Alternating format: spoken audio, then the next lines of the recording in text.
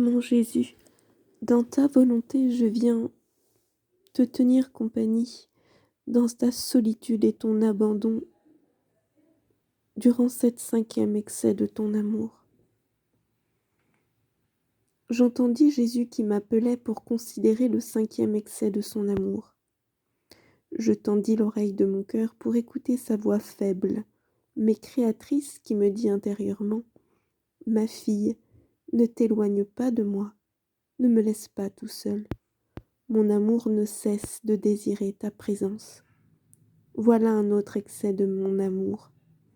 Comme ma divinité en son essence forme l'union la plus intime possible, ainsi, mon humanité dans sa nature humaine, unie hypostatiquement à mon Verbe éternel, se complaît dans la compagnie des créatures. Tu as vu que, aussitôt conçue dans le sein de ma mère, je conçus en grâce toutes les créatures humaines, de sorte que conçues en moi, elles puissent grandir avec moi en sagesse et en vérité. C'est pourquoi j'aime tant leur compagnie et je désire tant demeurer dans un amour constant et réciproque avec elles, afin de leur donner la preuve la plus sincère de mon amour.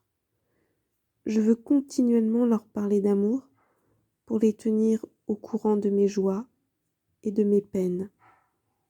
Je désire aussi leur faire savoir que je suis descendue sur la terre que pour les rendre vraiment heureuses.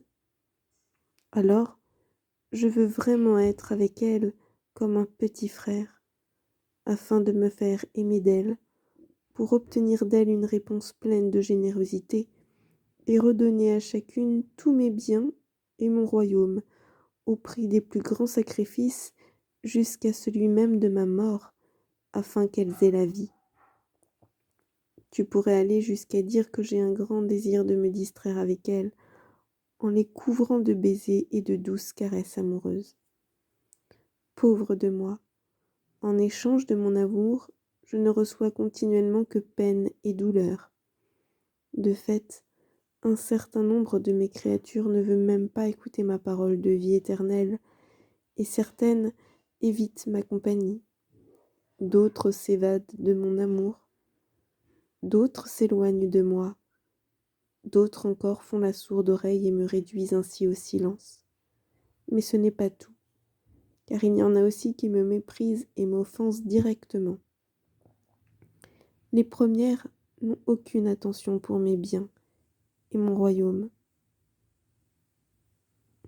Et pour mes baisers et mes caresses, je ne reçois en retour qu'indifférence et oubli. Alors, ce jeu que je voulais jouer avec mes créatures devient silence et indifférence.